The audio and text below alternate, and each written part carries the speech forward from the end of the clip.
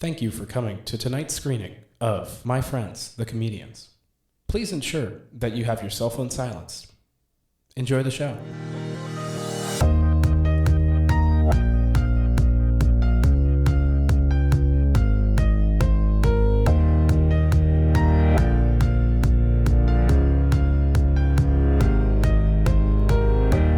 Hello, fellow joke enthusiasts, comedy connoisseurs, and champions of chuckle. Welcome back to the show. If you're new here, my name is Jacob Marscola, and this is My Friends, the Comedians, a podcast where I sit down with a friend and discuss the mysterious, delirious, and unserious realm of comedy. Sitting across from me is a friend of mine who just so happens to be a comedian. She is another alumni of Ridiculum and Villanova. I'm so glad to have her back. I did improv and stand-up with her.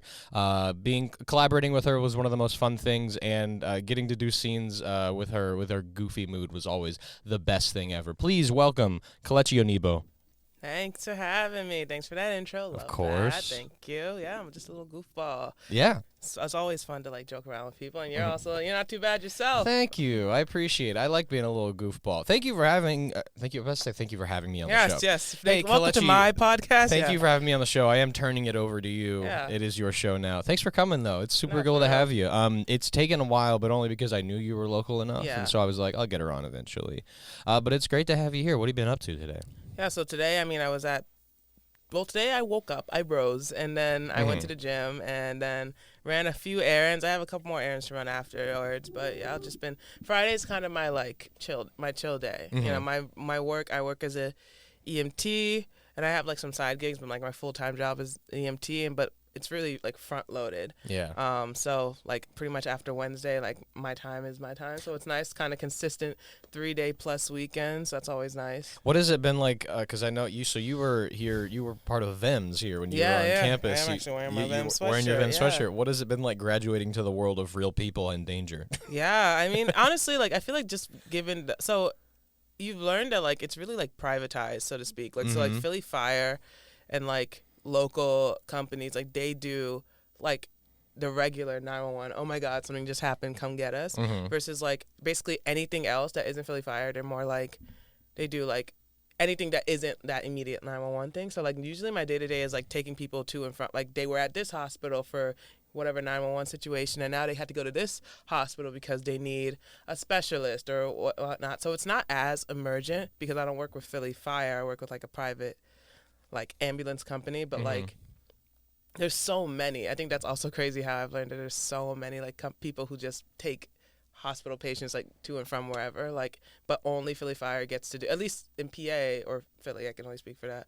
Only Philly Fire really responds to the immediate public, and then we get them after they've been kind of stabilized or what they need to go. So it's but it's still cool that I see a bunch of funky stuff, and I still want to go to med school, so it's been nice to kind of have that patient interaction. That's an exciting future venture. Yeah. Good luck to you. Thank you. Between now and then, though, you're doing that, and then you've gotten back to writing jokes again. I've been writing a couple jokes. Yeah, you've gotten back to it. I don't know if it was the alumni show, the stand-up alumni show, if it was just the need, but I'm glad it's back in your mind. Yeah, I would honestly say the alumni show was definitely a big turning point. It was always in the back of my mind.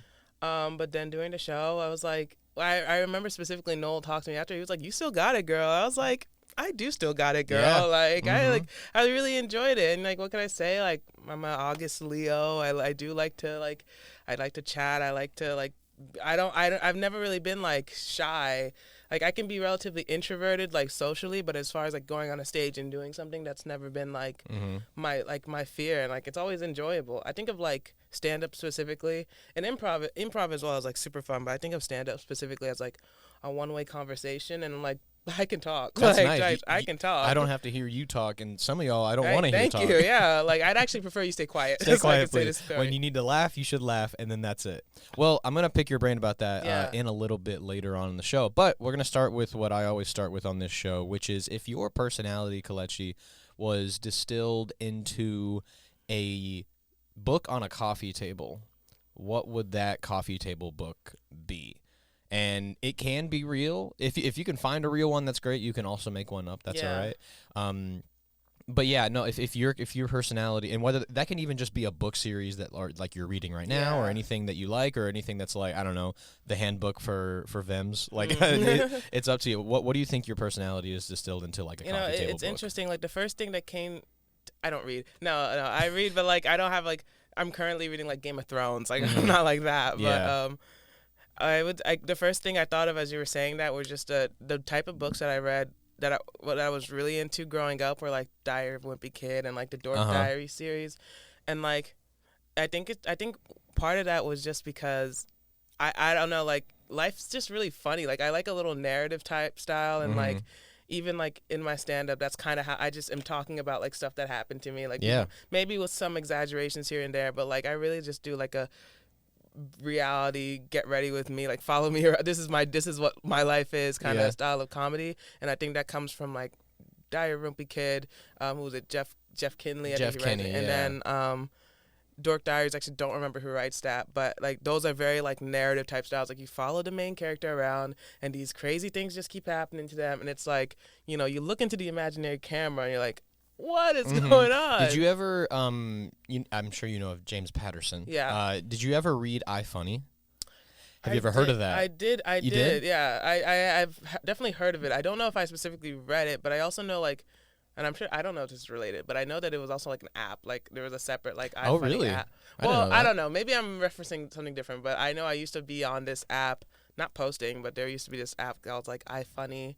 And it literally was just a funny app where it just was like memes. It was like, I don't even want to say TikTok because it was mainly just pictures, but it was like a funny, just meme flooded Instagram before, like, you know, people just started putting Instagram on memes. Honestly, you can look up like ifunny.com, like, and it's literally just. Oh wait, you know what? You said it a few more times than you said ifunny.com. I know what you're talking about. Yeah. I think it's unrelated to the book, but I know exactly what you're talking about. That sounds about right. Yeah. No, absolutely. Then if they're unrelated, then I have definitely at least heard of James Patterson one. Yeah, I remember just you were describing it, and just because, you know, relating to like you do comedy, it's such a good book series. I think I read all 3 and they were great. I think it was about this guy named Jamie, and he is like in a wheelchair, but he's a stand-up comic. That's like half the jokes that he tells. Is that he doesn't stand up. Yeah, it was a really good book, but it's similar vibe of like Dork Diaries and Diary of a Wimpy Kid. A little more narrative and less like, you know, the way that, like Diary of a Wimpy Kid would be pretty like serialized of like this thing happened and this thing happened, and it would be in a narrative structure, but it would kind of just be like chapter 1 and we got a dog, and then like chapter 5 is like, and now it's winter break and we're doing this. That's fun. I do think I'm pretty sure I asked Julia this question. I recorded with her a few days ago, and she gave me like so many different options, but one of the options was like a Diary of a Wimpy Kid book. I think it fits. And like honestly, like, and I was I was a little like dork growing up, a little nerd. Were you a little wimpy kid? Like, I wasn't a wimpy kid. No one could beat my ass. I was actually like, that was something that I was like very confident about. Like my mom was like, I think at one point in like middle school, I didn't want to ride the bus anymore because the people on the bus were like dicks, and I didn't feel like sitting next to them. Just like, you know, middle school boy, just typical middle school boys, annoying guys. So I was like, we're the worst. So I would just literally. Absolutely. So I would just ride, and I was like next to, in between like 2 bus stops in middle school. So I was like, I didn't want to ride my like assigned one. I wanted to ride this other one that was like maybe 2 extra minutes of a walk that had my friends on it. Yeah. And my mom was like, "Are you getting bullied?" And I was like, I would literally beat anybody's ass if they tried. Like, I'll snap those boys' necks. Yeah, I was like, no one's fucking bullying me.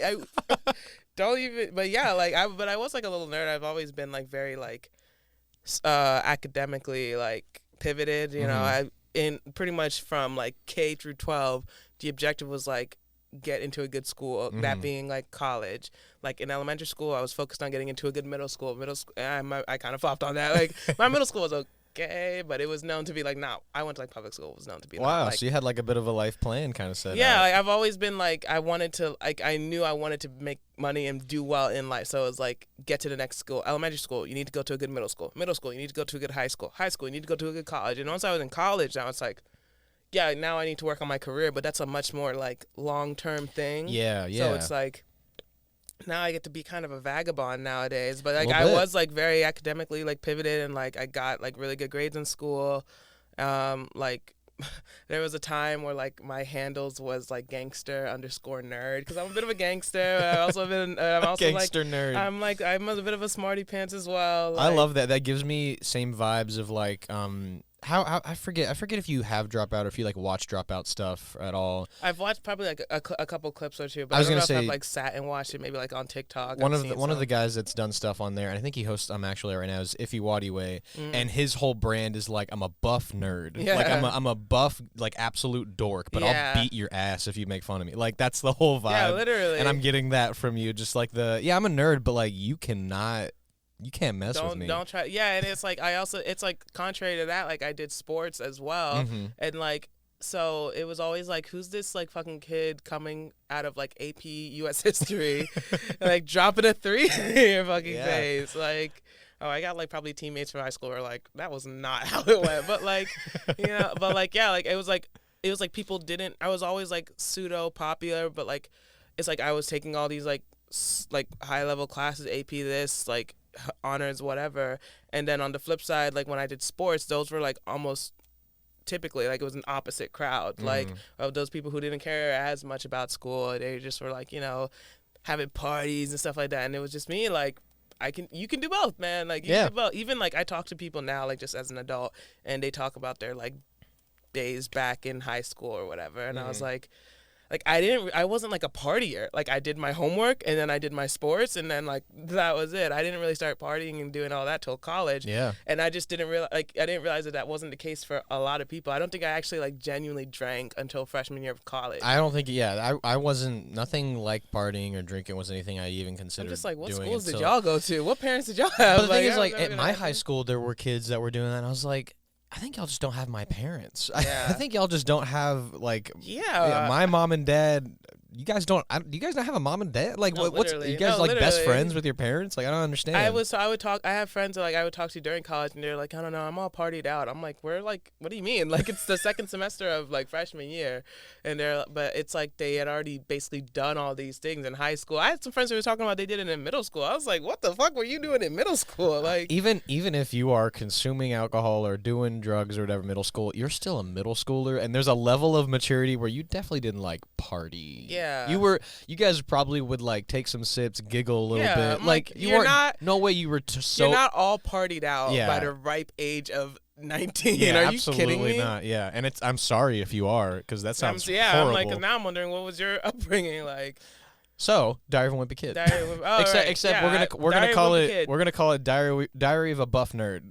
Diary of a gangster nerd. Diary of a Gangster Nerd. Yeah. That's And Kelechi's then book. I'm like, yeah, like I said, I'm into like the narrative stuff. Like obviously, who doesn't love The Office? Yeah. Everybody. I mean, Abbott Elementary is doing really well as well. Like, I need to watch that. And you gotta watch it. It's so good. Like, but just any like mockumentary. I've been watching Modern Family. I didn't watch that a lot growing up, so I've just been binging that. Like all those like mockumentary type like shows and narratives and like the books, Diary of a Kid and whatnot. Like that's kind of how like I genuinely feel like I live. I'll have stuff happen to me in real time, and I just turn and I'm like, is anybody else you seeing look this? at the Like, imaginary camera. Where's the camera? Because I'm like, you literally can't make this up. I love that. I love the idea of like a And that's what I bring with me into like when I do my comedy. Because it's like these are Yeah. just moments that I've had. Maybe I'm like gassing it a little bit, but moments that I had where I'm like, is this real life right now? Like, Huh. Yeah, absolutely.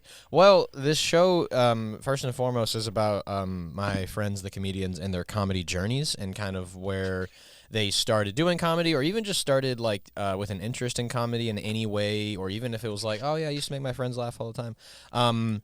Where do you feel that it starts for you? Because I'm just imagining that there's a chance it doesn't start with Ridiculum. At the very least, even if it is just interest. Because I don't know if you had performed before. Even if it wasn't comedy, did you do anything that like related to theater or any kind of performance thing? I've like, always been like a yapper, like Yeah. 100% always been a yapper. Even like growing up in like my report cards, they would say I got good grades. They'd be like, she's a smart kid, really bright kid. She just needs to shut up. Like needs to like. And my mom was like, Kelechi, why are you talking so much in class? I was like, I have a lot to say. Because no one can step to me. No one can step to me. No I one can can talk beat my me up. shit. I can talk my shit. No one can step to me, and I have a lot to say. Yeah. I'm seeing all these things happen, and I have comments on them, and I have to make sure people hear them. Absolutely. And like, it evened out a little bit, like as I got through elementary school was a really prevalent thing, but it evened out a bit through like high school and middle school. I was like, okay, like I actually the information got harder. I didn't have as much like free time to like talk. I needed to actually learn what was going on. But then as far as like genuine comedic interest, I mean, like, yeah, I've always been like the funny friend. I would say I got class clown.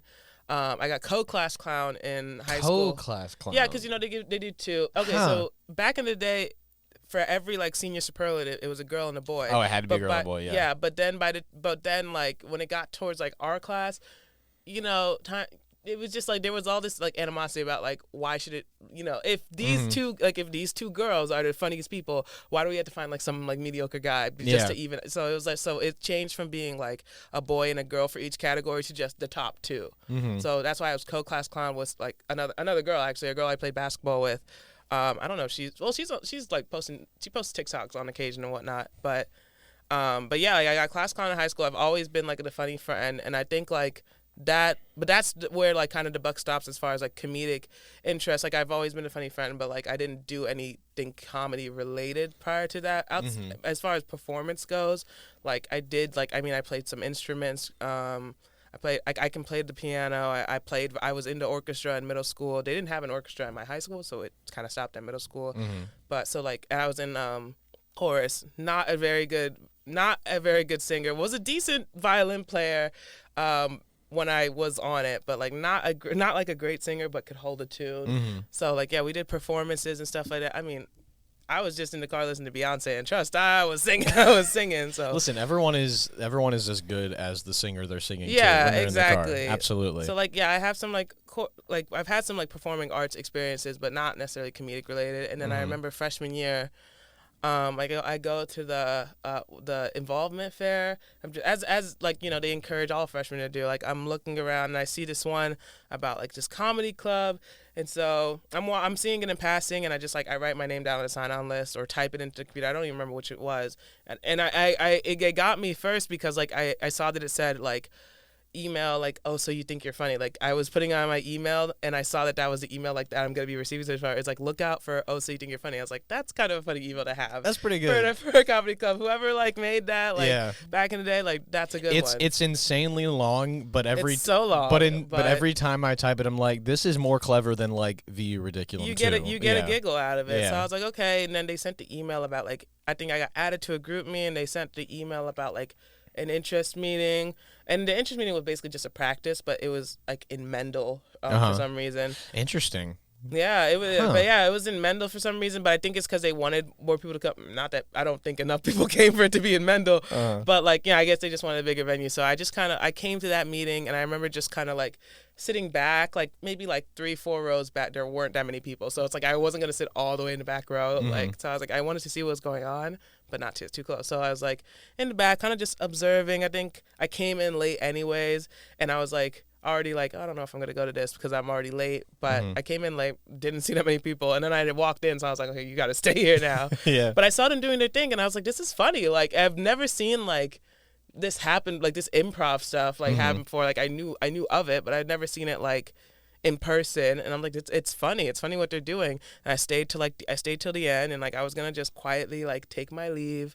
And I remember Claire Reckner specifically, that's a name from the archives. She like kind of corners me before I like have a chance to leave. She's just like, she doesn't like jump at me, but she like comes up to the, how Mendel's like seats are set up. She comes up to the row, like kind of the end of the row. She's like, hey, like, it's just, so she introduces herself, like talks about the club, and she was like, well, like, did you like it? I was like, I did think this was funny. Like I did enjoy it. And she like lets me know about, when they usually meet. They're not usually in Mendel. They're usually in Tollentine, blah, blah, blah. She's like, if you're interested, like, even if you don't have experience, like could be a good thing to do. And I was like, well, and like I give her my story as well. I think at some point, I want to say Andrew started talking to me as well, but it might have been like not Mr. like Andrew Farina. That's the name. Oh yeah, there was another Andrew. Yeah. So he's like kind of jumping in. He's like, yeah, like that's how, what makes you interested in comedy. I tell him the whole class clown thing. I'm a freshman at this time, so that's a very new thing to happen. Like I just graduated,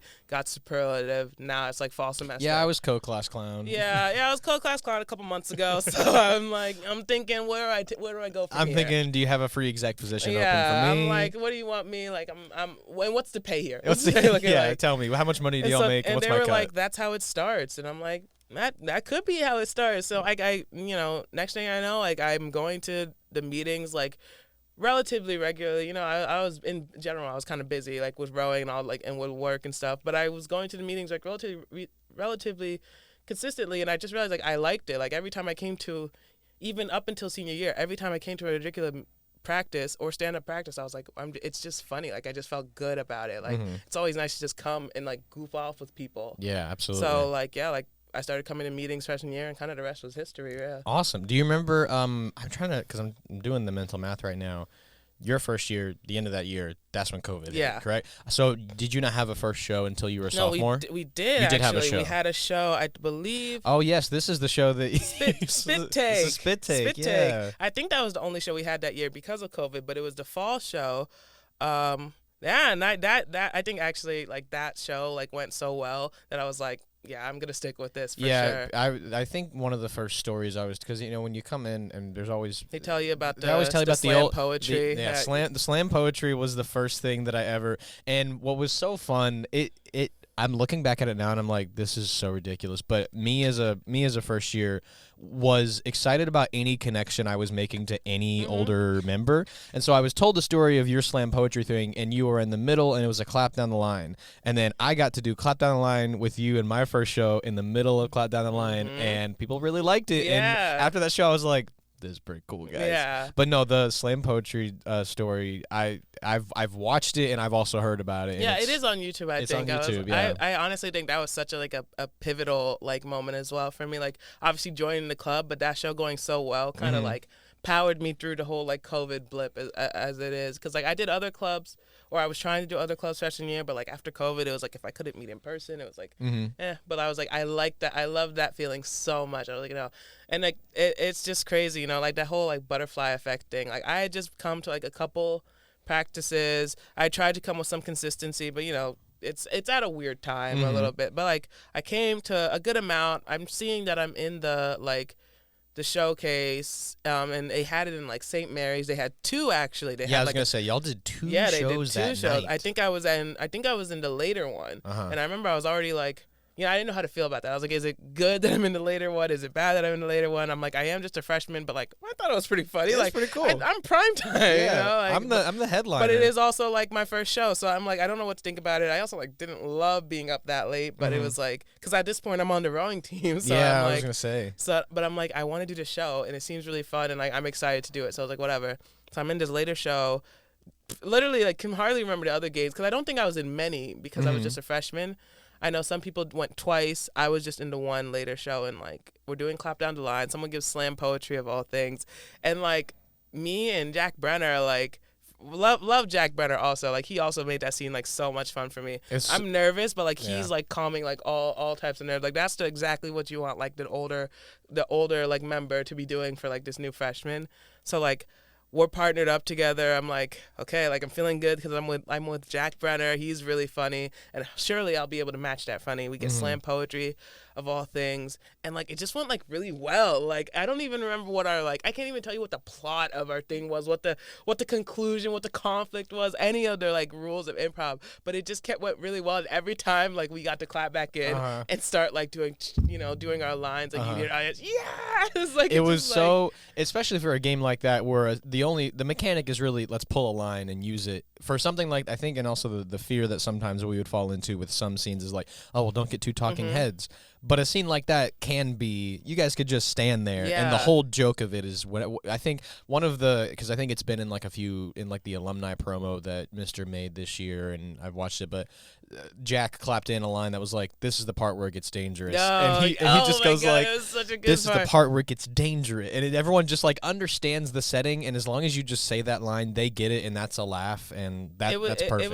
It was like slam poetry turned like freestyle rap battle. Yeah, it started to become freestyle. And I think that's why rap. like people liked it so much because rap in and of itself is a form of poetry. It's poetry. So we were sticking with the prompt, and like there was, so we just I think No, I think the prompt they gave us was like rival slam poets Slam specifically. poets, so that's why it ended up turning into that. So like, yeah, that line by that bar by Jack, he's like, "It's about to get dangerous." I'm sitting there like, oh shit, he's about to go. I was gonna ask specifically either. I mean, you said that's a scene you remember specifically from that show, but like, and I'm sure I did others. But that's the one that I was like, this felt so good. Mm-hmm. Like, yeah. I'm curious, just because I remember, I think when I was talking to Jack, not Jack Brenner, Jack Clemens. When I was talking to Jack, and he was saying like there was a moment in which I think he said it was in a practice, but there was a moment in which my brain stopped seeing myself in a scene, and then I started just being in the it stopped being like I'm doing an improv scene, and then he was like, "Oh no, I'm immersing myself every time." Yeah. Do you have either I guess it's a hard thing for people to pinpoint, especially if maybe they were always feeling that way. But do you have anything to say just on that like transition of, okay, this used to feel like I'm talking in front of a bunch of older people that I don't know for a practice or a show. Now it just feels like I'm in everything that I do. Did you ever have that kind of visual click turn on? Yeah, I would say something along those lines, because like prior to that improv show, I had never done like, if you want to count like 7th grade violin concert, sure, but like I had never done like a real like performance like where it's like, you're really like seen, I guess, like that. I had never done like anything theatrical like that before, so I was naturally like nervous coming in, and like the older classmen the upperclassmen are giving like advice and whatever, and I remember everyone kept saying like, when the lights come on, like you'll barely even be able to see the audience anyways, just kind of like go with it, blah blah blah. Like it's nerve-wracking, but like you get up there and you kind of just black out and like you go with the scene, and I'm like, I don't know what the fuck these white people are talking about. Like, I was like, I'm gonna like, come on, like let's say something real. But like it is true. Like I was nervous, but then when we actually got on the stage, like I could barely even see the fucking audience, and it was like we're just back in like practice. Yeah. Literally we're just on stage having a good time, like just joking about, and like I joke about naturally anyways. So it's like. Literally, the audience vanishes essentially, and you just kind of go out and like have fun with the people you've been having fun with week after week after week. Same thing like with like stand up. I think I was pretty nervous after before my first like stand up as well, because like I wanted to be like off book. I prefer. It's fine to have people have notes sometimes, but I prefer to not have to look at my notes. It feels better for me, and it's not even like I'm doing better than other people if I'm off book. I feel like I do worse when I'm having to rely on it. Yeah, I think some people are better at referencing. Around, if you skip around, then it throws you off. It'll throw me off. You just want to kind of have a flow to go with. So I'm nervous about that. I'm like, I've been practicing my thing. Well, I think I did my first stand up. That was like during the COVID year, like 2020. Yeah, let's jump to that. Yeah. I guess. The stand-up branch starts that year? I believe so. It starts that year. What was that like, too? I don't think I've really asked much of a perspective on that. Was it just like at an improv practice? I forget who starts. Someone was just like, we're going to try to do stand-up. Who wants to come? I think that's actually how it went. Like I'm pretty sure like Mr. was 100% involved. Mr. Tim Crawl. Like was it Jack Brenner as well? I remember. I don't think Jack. Was it not Jack? Because Jack Brenner was like a year ahead of. That's right. I remember. Mister's told me the story of him and Jack went to some comedy club in Philly, like in the winter of what would be your first year. Yeah. And I think that maybe started there. He was like, maybe you should start something. I think I do recall them like. Not necessarily talking to me directly, but I think I do remember hearing like whispers of them wanting to start that. But then obviously COVID hit, and then like that was the end of Brenner's time. But then Andrew like still pulls it together with like Tim Crawl, and like I think he was the only senior of that class. But like he brings it together next year, and like kind of it just started off as like a feeler, like hey, if anybody's interested in doing like stand up or thinking about doing this, and then obviously now it's turned into its own like living, breathing branch. But it was me.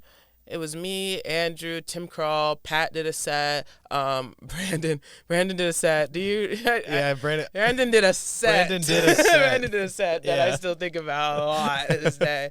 But like, I was like, I always thought like when I think comedy, I don't think improv wasn't the first thing I thought, but I had been having a lot of fun doing improv. But I was like, well, let's try stand up. Every time I talk to somebody, they're dying of laughter. I can't turn it off. I can't. So I might as well turn it into a joke. Everyone's always saying like, you should try stand up. You should try stand up. You should try stand up. And I'm like, fuck it. Like, let's try stand up. And Mister's talking about a stand up group. Like, I'm like, let's do it. I think specifically.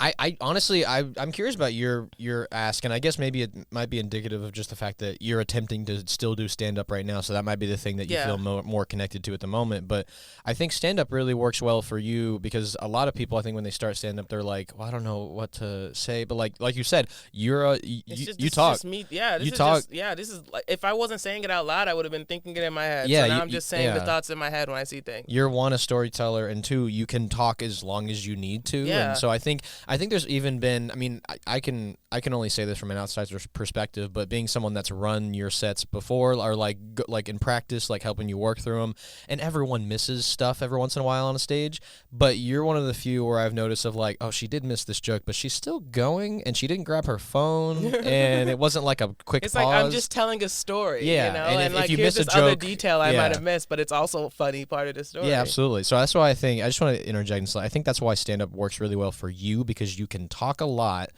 and I think there's been people that can talk a lot at stand-up, but also the problem people run into a lot is talking too fast in their set.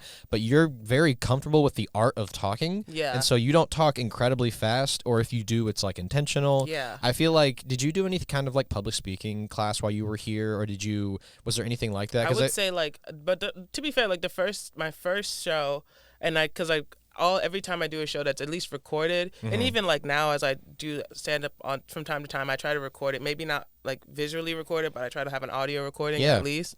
Like I will say, like for my first show, like I watched it back as I try to do with all of my things, and I was like, "You're talking too fast." Like I watched it, I was like, "You're talking too fast." But it's like that was my first show. Yeah, nerves, and it's just like I just had literally. I think I have like my document of like my like sets or whatever where I try to write, and I'm like, "Good show, had good laughs." Take a fucking breath. Take a breath. And I try to remember that before I go in. I'm like, even sometimes I'll be on stage, I'm like, maybe going a little fast, like, take a breather. And that's just nerves. But no, I don't have like really like any like public speak. I don't even think I was like a captain of any of my teams either. Like I don't have like really much like public speaking like stuff. I think the other thing is that like I was just kind of like quiet at home. I think my home, not to like go not to like, we're not about to trauma you dump. aren't allowed to talk at home. Yeah, I like I'm not like gonna like trauma dump, but like my family is very loud. Yeah. So like I was like constantly coming back to like a loud, like just my mom can laugh like a hyena, and that's just them. And so I think because of that, like there was already so much loudness in the house. I was always like very quiet, so I kept my like, at least at home. So like sometimes I'm like, I don't even know if my parents like know that I'm funny. Like because I was always I kept to myself. I kept all these thoughts in my head to myself. So then when I had the chance, someone gave me a mic and gave me a chance to speak on these thoughts in my head, I was like, oh, done. Like I took it and ran. That's exactly how I feel. My family isn't like, I wouldn't describe it specifically as like every time I go it's like loud, everyone's talking, but it is, you're right. I mean, it is like the same thing of, I think maybe as college has gone on and I've like gone home for breaks or anything, they've maybe learned that I'm funny, or at least like they know that I'm in like a comedy club, and it's like they notice that probably like my willingness to just throw a joke into like family dinner is a little more, I'm free to do it now, or I do it just because I want to do it.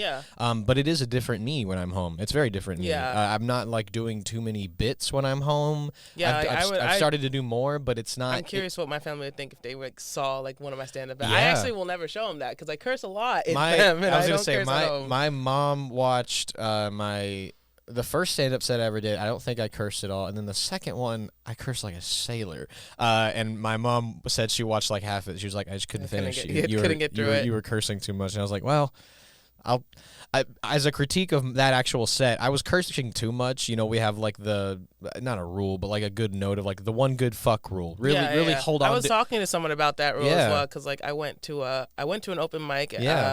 Not too long ago at Helium. I got a chance to do that. That was fun. How was that? It was really good. I don't know, like I want to make sure I'm being respectful of like the direction you want to go. No, you talk about it. We'll but like I did that like a couple weeks ago. That was really good. I had already been working on like what I would consider like my tight 5. But it's just like when I got there, only like certain people got allocated 5 minutes.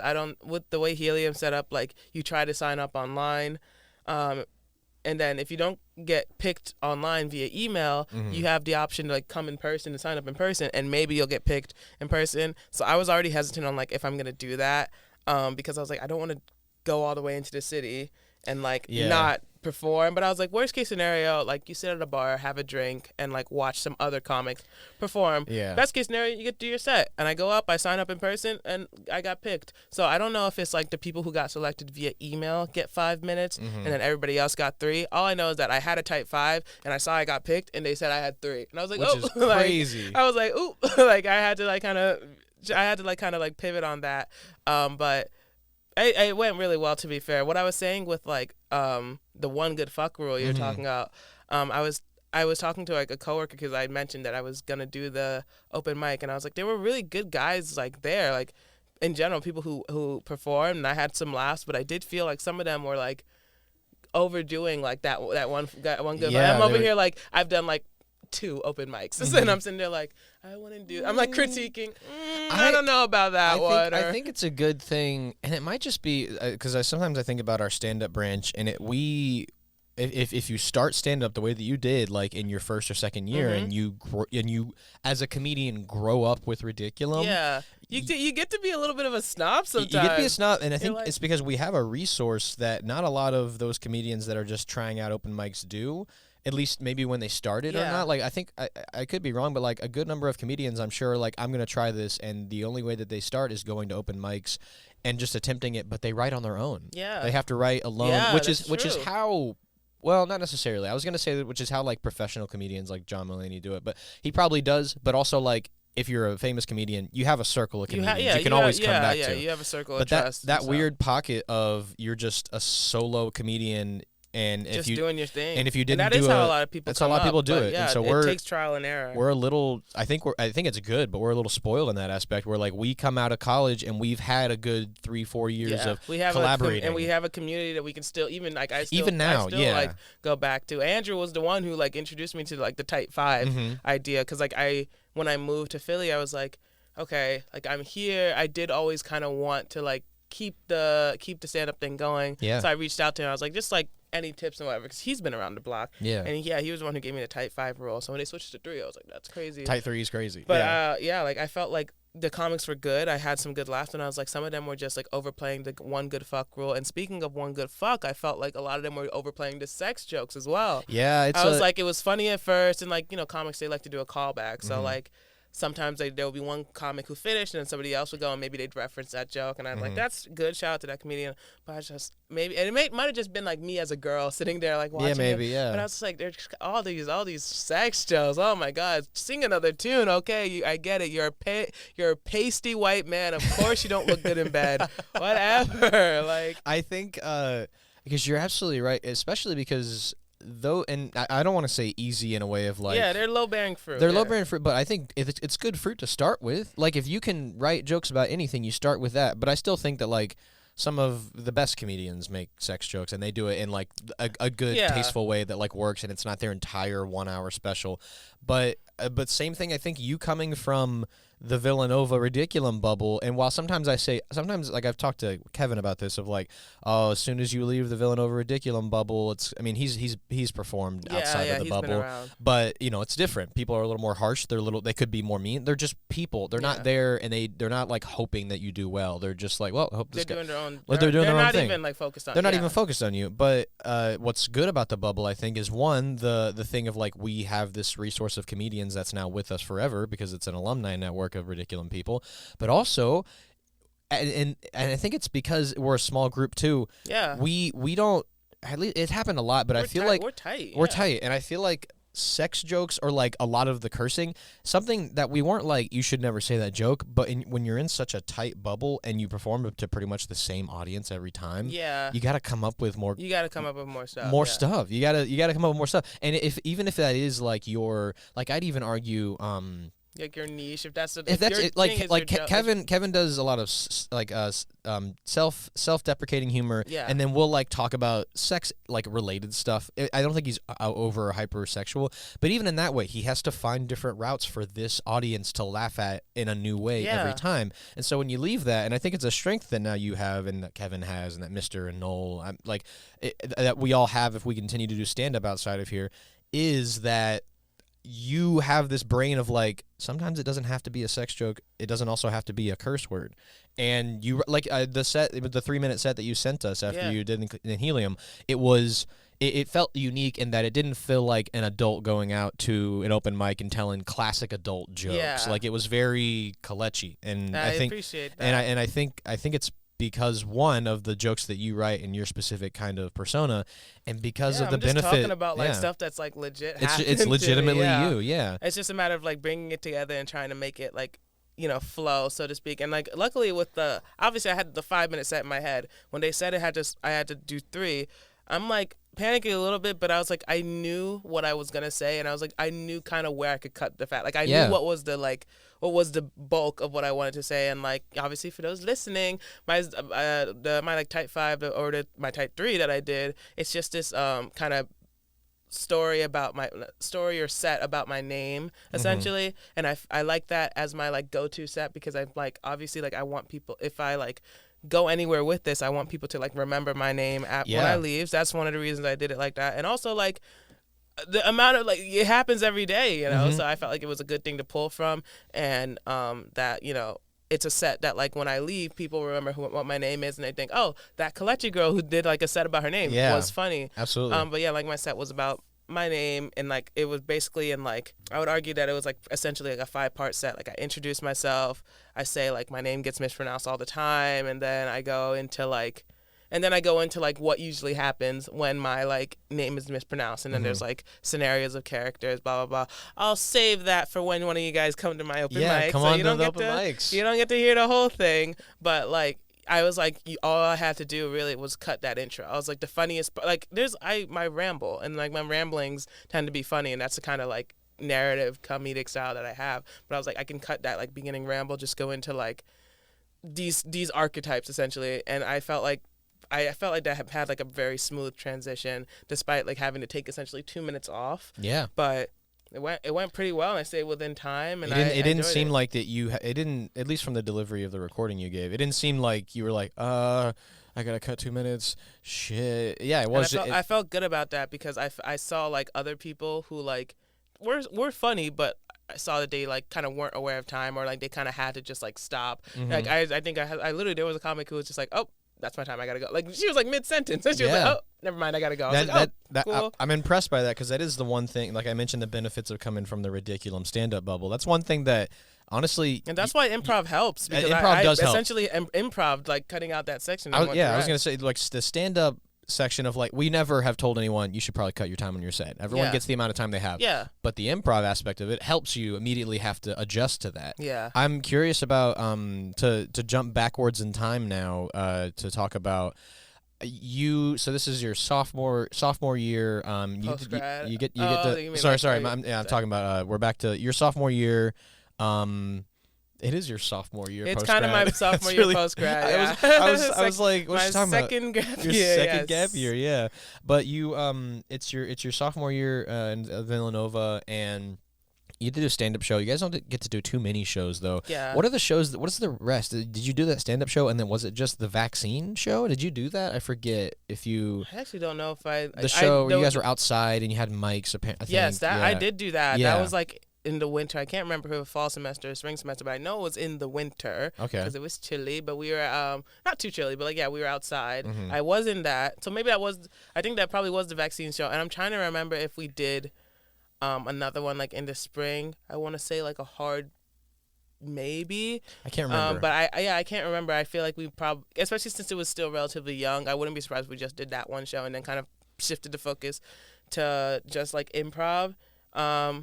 But yeah, that was the one, like I felt like that went really well. That was my first like stand up, and like that went really well. I was talking about, like, I did talk about COVID a little bit, but I was just talking about like my experience at Villanova and how like I've met so many people from different states that like I wouldn't have like given a fuck about, like you know, every other bitch is from New Jersey and like so like stuff like that. So I just fed into that, and like there's a whole video on YouTube if anybody wants to watch it. But that went really well, and like outside of like me watching it back and thinking like, oh, you need to breathe, I felt like it flowed really well. And like you get kind of like improv, stand up, any type of performing arts, like you get like addicted to that. You Oh, know, yeah, when you go up there and you tell a good joke and you hear everybody laugh, you just like you kind of want to take a victory lap. Like fuck yeah, I knew that joke would fucking Absolutely, kill. yeah. I think you feel it. It's two different kinds of validations You're like literally for buzzing. improv. You get off the stage, you're like, ate that. Yeah. Absolutely. It's two different kinds of validations. It's like with stand up, you're like, I prepared that fucking joke and y'all laughed at it so hard. I knew it and would the other kill, one, it's yeah. like, I made that shit up right On the now fucking and you spot. laughed at that so hard, which is both amazing. You're right. It's addictive. It's something that, which is like, and I hope that not, I mean, I feel the same way of like, I'm not letting this go after I graduate. Yeah. I'm gonna keep doing something. When you, especially like go stand up, like when you write, and like and even you collaborate with other people, like you write, you're like, this is gonna be a funny joke. This is Like, gonna be good. you're like, this is gonna be a good joke. Yeah. But then it's like to like actually go and then perform it, and then like have it be like even funnier than you thought it was. Like you knew it would get some laughs, bound to get some laughs. But when you hear like the audience, like everybody's laughing to the point where like you got to stop your set for a little bit to let them get the laughs out. You You're gotta like, give them a little bit. You're like, all right, take a breather, guys. I know I'm fucking killing y'all right now. It's so addictive. So I'm curious about your what would be your junior year, which is the year that I came in, Yeah. the year that we all came in. You're in like the older side of this Yeah. club, and you're sort of Started getting washed. you started getting washed. You're like a leader of this club. I'm curious specifically about the atmosphere of an improv practice, because you started to learn this improv thing.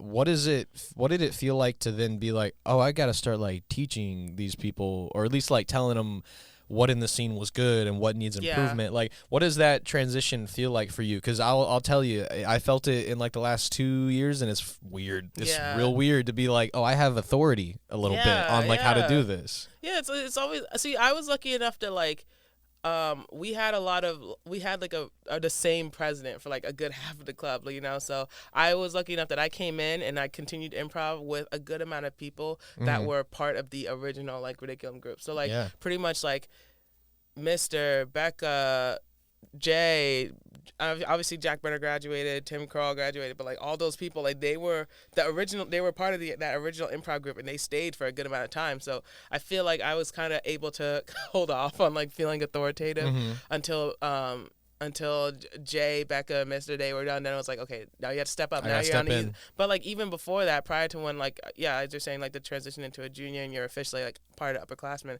it's tough because like you don't want to be like mean, so to speak. I think like I can tend to be like a little blunt. I don't want to say like opinionated, but I'm relatively blunt. Like I feel how I feel, whatever.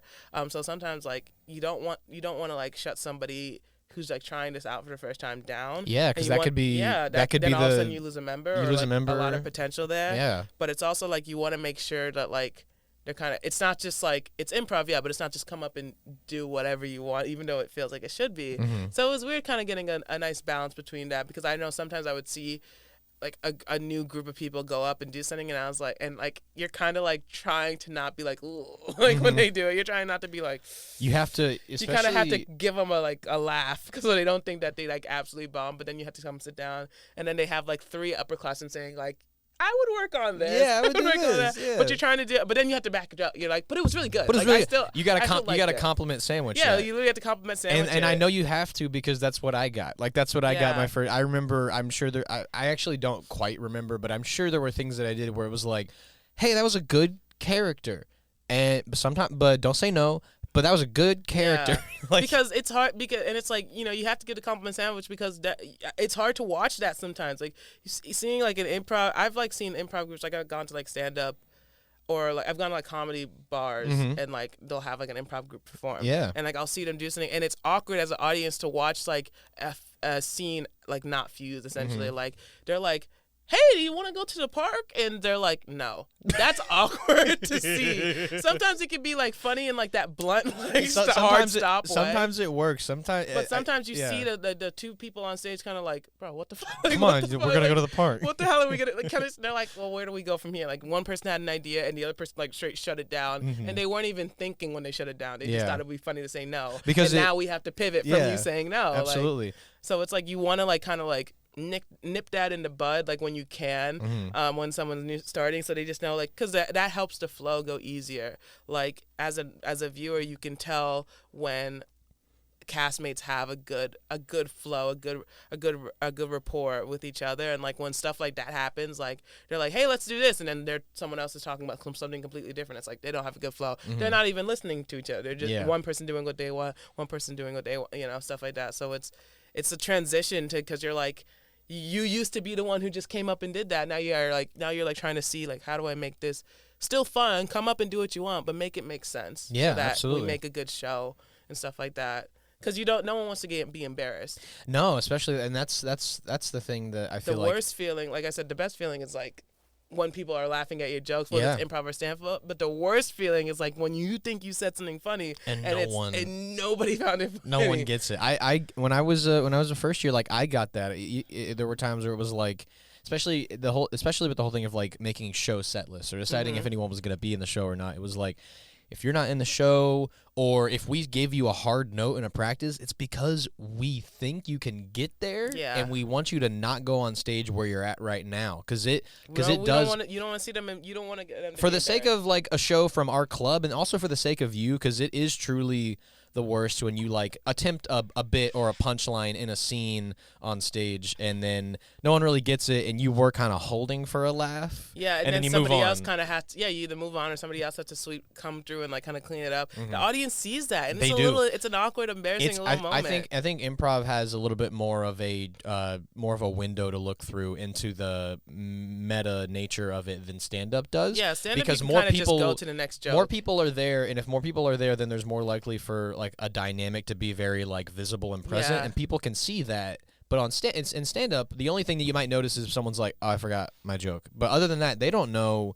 what you fucked up. If you miss a joke, and that was a big thing that I was told a lot, and then we tell people joke now. Flops, just keep if a talking. joke flops, or if you forget a joke, move on. Just don't, keep talking. Don't scramble. Don't say, oh, for God's sake, don't say it again. Don't say it again. So don't reattempt They heard you, I promise. They heard absolutely, you. Yeah. No, I mean, it's true though. I think it's a weird thing to navigate, being like, okay, well now I have to tell this person that it didn't quite work, but it can, which is, I think once you get the note a few times, it's super easy to take in. But the first time you get oh, this doesn't work as well, it's hard to take in. But once you get it a few times, you're like, oh, I get it. So every time I've gotten a note about something I did that wasn't great in a scene, or even for like a stand-up joke, I'm like, okay, thanks, and like appreciate it. And with improv, it helps as well, because like they say it, and maybe you're feeling a little salty at first, but then maybe in the next scene you see the next group of people go up, and you're like, oh, that's what they're talking about. That does make sense. I see what they're saying now. So and you're like, that was a good scene. I'm jealous, and I want to do that. Yeah, it's good to have that feedback loop. It's really good to have the feedback loop.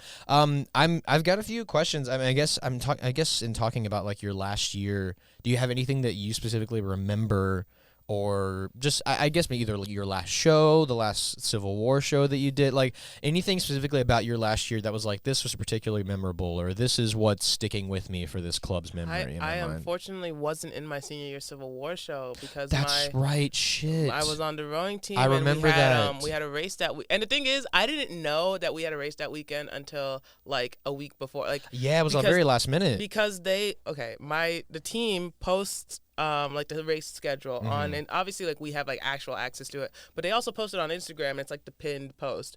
And so I didn't want to have to go on like VillanovaRowing.com or whatever every single time to check the schedule, so I'm like, I'll just open up Instagram, there's the schedule. That's how I based, and all the dates were right except for that Civil War date. So I had it in my Google Calendar actually already, because I had taken that schedule, put it all on my Google Calendar. I was like, oh, it's this day, and then like a week before, my friend was like, oh, like, what are you doing about like that Civil War show? And I was like, well, like, it's like the day before the race, so we should be fine. And they're like, no, there was a typo on that schedule, and I already talked to like our coach or whatever about it like a while ago. There's a typo on that schedule. It's actually like on this day. I was like, what? But I have. It's not even just an improv show. It's Civil War. It's that the weekend. show. Come on. And I'm sitting there. I'm having to weigh the pros and cons. I'm like, do I sit here and tell my coach I can't make it to our race? Yeah. because I have an improv show. I can't make it to the real competition. I have to go to a fake competition. Yeah. I'm like, it's Civil War. So like, it was last minute because I didn't know until a week before that date was wrong, and I had been basing all my like stuff on that date. And I was like, when were you guys gonna make an announcement that the schedule you put up was wrong? Yeah. I was just supposed to know it because I'm a member of the team. That's fucking ridiculous. But yes, I had forgotten about that. That's unfortunate. I had to drop out of and then we lost. I was gonna say is that so you're 0-1 with Civil War. Yeah. But I don't think they won that year. So the Dillons Dillons won. Because if they did, that's The amazing. Dillons lost the first 2 years, Yeah, and then last year the Dillons won, and then just recently the Dillons won. Yeah, so Yeah. they were 0-2 my 2 years, but technically I'm only 0-1 because I wasn't in that second show. But I do feel like we maybe would have pulled it off if I was in there. It's a big person to lose, to be fair. The Dillon family is now 2-2. The series is 2-2. They're all tied up. Absolutely. But I would say like my favorite out of senior year, like my favorite was probably like that senior improv show. Yeah. I felt like that The Last Dance. The Last Dance. I went really well. And I honestly played my girlfriend. I honestly like I did. You played my girlfriend. I honestly don't like I don't even it's not that I had like low expectations or anything. I just was like, it's us as the seniors, you know, the crowd's going to be, it's very chill. I was like, it's just going to be like a good time, whatever. We also were dealing with like, you know, Siobhan wasn't in improv all 4 years. Neither was, Grace. Great. Neither was great. Thank you. Neither was Grace. And so I was like, so really the like 4-year anchors were like me, Miguel, and Pat. And so I'm like, we're all just kind of going up there. We're gonna vibe, you know, just like different lengths of experiences, but all funny people regardless. But then it like turned out like really well. Like this random prompt they gave that none of us knew where we were really gonna take it. Like somehow built into this like really funny thing. Like you're hearing the crowd laugh. I was like, oh my god, this went way better than I expected. You're like, you walk onto the stage, you're like, it's gonna be chill. You get a ridiculous prompt, you're like, okay, maybe it's gonna be like kind of sucky. And then it's like, oh, somehow you make it work. And so I think my biggest regret is that I didn't get that recorded. I was treasurer that year, and I was supposed to set up like I tried to, but it was too last minute. I was supposed to do it like a week or so before, blah blah blah. So I wasn't able to get that recorded. So I do regret that, but it went really well, and like that was probably one of my favorite moments that was not caught on camera. Yeah, there's some good shows that just never like just last minute didn't get recorded, and there's some good ones. Just lost in translation really, but it was a really good show, and like you had that feeling of like, you know, we all know we're funny, but like watching everybody else remember, oh, these are really funny guys, especially since like, you know, we're a relatively niche club. Yeah. So it's like, it's always good that like when people do come out and, you know, chalk up the $3 or $5 for a show, that they actually give them a laugh. We're like, yeah, we're worth it. Go tell your friends about the show you went to. That was so fucking funny. Absolutely, yeah. It's I mean that's kind of how I felt about our senior show this year. I forget, you made it to that track, right? That was very funny, And we were like excited about the form, but we were like, not a lot of people will show up. It's gonna be free, so maybe people will show up for that. Didn't have like high expectations, but I was like, this will still be really fun, and I fucking loved it. Yeah, it was super fun. It was a great show. Those are the best moments. I'm a big fan of senior shows. I hope every senior class has enough people to justify that. Show, except for next year, the only senior improviser I think is gonna be Jack. Oh damn. He'll do his own show. He'll do a solo show. Maybe we'll get some of his mates to join. Like, absolutely. Some last minute improv joiners. So we had that. Grace joined last year. Yeah. So it can happen. It can happen for sure. I think we're close to the time I had, but I had one question that I wanted to ask you, Kelechi, that I had written down. I guess I'm trying. Yeah, this one right here. So I'm curious, and we've kind of already talked about it, but it's something that I'm just very curious about, specifically for you because you've got like a specific personality and your character is big, I'd say. How much do you feel that comedy kind of helped you find your brand and personality? Because I think sometimes something like comedy or like other performative art has a tendency to reveal true parts of someone's character, even if they like it or they don't like it. So like, how big of a role do you think comedy or Ridiculum played in helping you do that with like confidence or like humor or anything? Yeah, I like this question because I've thought about it before, just in general, because like I do feel like, you know, naturally when you're with different friend groups or different groups of people or family or whatever, you kind of are, it's different sides to you. But I feel like and it's not necessarily a bad thing that happens. That's just natural when you're with different people. They bring out different parts of you. But I feel like with doing like comedy, it's like I have to go up there pretty much like raw. My favorite way to do it. I have to go up there like raw and just me. And I'm like, and at first it's scary, but then I'm like, but this is like just me. Like maybe this friend group doesn't see exactly this side, they see this other side. This friend group sees like the opposite or whatever, but like it's all just me, like just different aspects of me. So I felt like it gave like it really is like a way to just like be your like truest self, because I mean, there are comics who do have like a specific persona, but I'm like, this is like for me and my style, like it makes me comfortable with just going every day and just being like myself. I'll be at work sometimes and I'll like talk to people, and I've had people like laugh at stuff I said, like, oh my God, you should do stand up, and I'm like, you're gonna hate what I'm about to fucking say. Like, I'm hilarious. Oh my God, it's crazy you say that. I have like I give him my card. Yeah. And I'm like, it's like kind of like that, but that's just me. Like I'm no longer.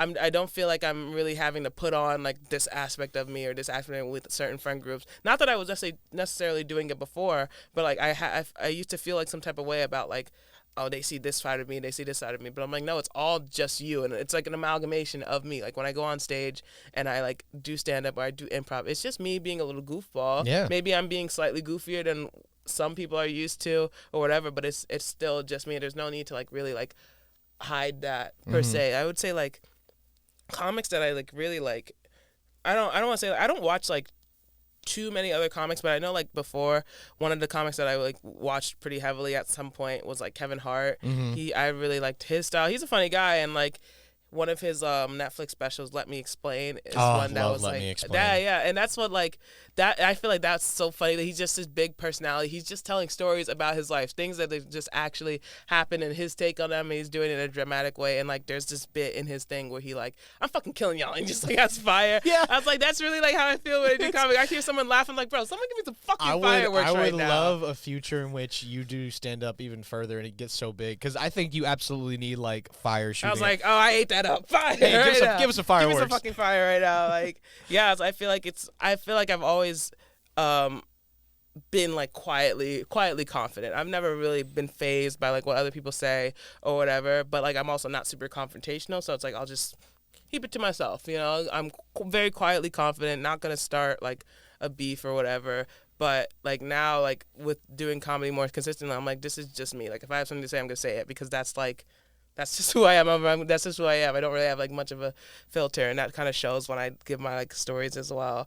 And I feel like comedy has really helped with that, because I already had this voice. It's just that sometimes I kept it a little quiet. Yeah. But it's like now I'm just like, well, why am I keeping this quiet? Like you don't have to show one side of your friends nerd and one side of your friends gangster. Like, everyone knows that you're a gangster nerd. Everyone knows it's gangster nerd. Like the nerdy people my nerd friends know that I'm a gangster. My gangster friends know that I could be a nerd, and like I'm comfortable with that. Like so it's like it's kind of nice, because I used to be like, you know, almost worried like about like the idea of like showing people my stand up or whatever, but I'm like, it's just me. Like they know who I am. It's literally just me. It's not too much of an offshoot from who I am. Yeah, you just need to get used to me doing this. Yeah, like you guys have just never seen me on stage going back and forth, but like this just sounds like something I would tell you in conversation anyways. Absolutely. I'm just doing it in front of all these people. And like you walk around with a little bit of extra swagger when you think about it like that, cuz it's just like I'm good to, I know I'm good to talk to, and I have proof, because when I go up on stage and start talking, people laugh. So yeah, I'm like, absolutely. It gives you a little extra boost. Yeah. Definitely. So I think it's definitely helped me grow as a person, and just be like more comfortable with just saying what I say. Like sometimes I would like talk and somebody would laugh, or like I'd say something and I'm being like dead ass serious, but in the grand scheme of things, it's funny that this is happening. And I'd be like, you know, I don't like looking dumb, so sometimes I used to think if someone laughs at something I said, that like they're thinking I'm stupid, like they're laughing at me, not with me. But now I'm like, no, like life is kind of ridiculous. In a that laugh way. is, I think, like especially on that point right there, getting a laugh, especially, and I think it's helped me.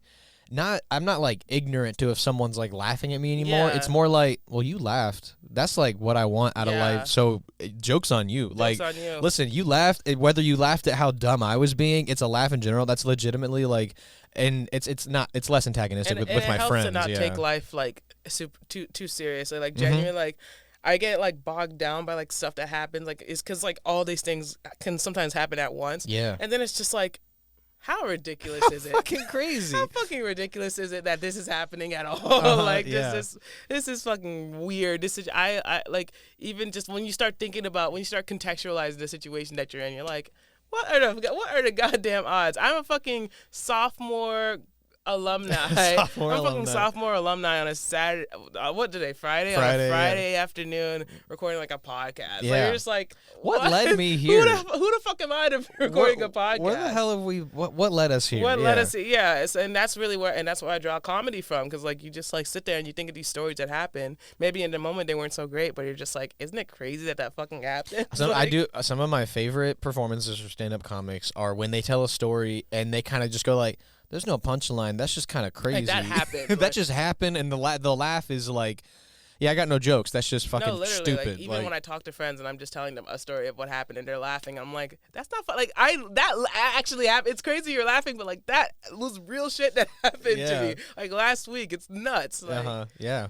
And life is funny. Like, it's like, when you start trying to do comedy, you just realize how funny life can be, and like it helps like when you get into like kind of like those darker places, you're just like, but isn't it so funny that this shit is happening? Like, Yeah. what are the fucking odds of that? That's awesome. I love that. Finding light in the dark places. Finding light in the dark and all places. That stuff. That's a beautiful way to end it. You're gonna see why, but it ties very much to the thing that I say at the end of Yeah? every show. Thank you. But yeah, no. Thanks for coming on. This was super course. fun. I love having you on. It's been great. It's fun to talk with the people that I'm still currently collaborating with, but the majority of the people I've recorded this show with have been alumni, and it's good to connect back with them. And for one, see if they're attempting to still do comedy, and if they are, how that's going. And I love getting kind of a view into what that's like. Yeah, my 2025 resolution was to try and do an open mic every like 2 months. So I did one in February. I just did one at like the end of April. So I'm good until like June. You're good until June. Until I gotta like ramp it back up. That's pretty good. That's giving you like a good 2 months of like, I'm gonna write some good shit. And I'm thinking about maybe like, I asked you to send me like my old clips. I'm like thinking about clipping those down. Maybe Clip 'em. dare I say like put them on a tick. Like just do. It's like, what am I doing open? I'm already like doing what most comics want to do. Like they want to go to open mics and start getting their name out there. And I was like, if I'm already performing, like what's the harm in like putting some vids out there? I'd argue that other than the getting paid the way that professionals are, you're pretty much a professional stand-up comedian, which is every stand-up comedian started doing a job, and they're like, oh, I'm gonna go do the thing that I'm passionate about. Yeah, it's like why am I doing open mics if I don't want to like let people see me? Like, put a clip on TikTok, see what happens. If if no one watches it, fine. I still enjoy like telling jokes, but if someone does watch it and it goes up, that's a whole nother like possibility. So. Absolutely, yeah. But thank you for coming on to the show. Course. I want to thank Kelechi so much for talking to me. I also want to thank Andrew Mister for the use of this podcast theme song, Cruisin'. And my name is Jacob Marscola, reminding you to laugh, especially when it's funny. Cruising all around.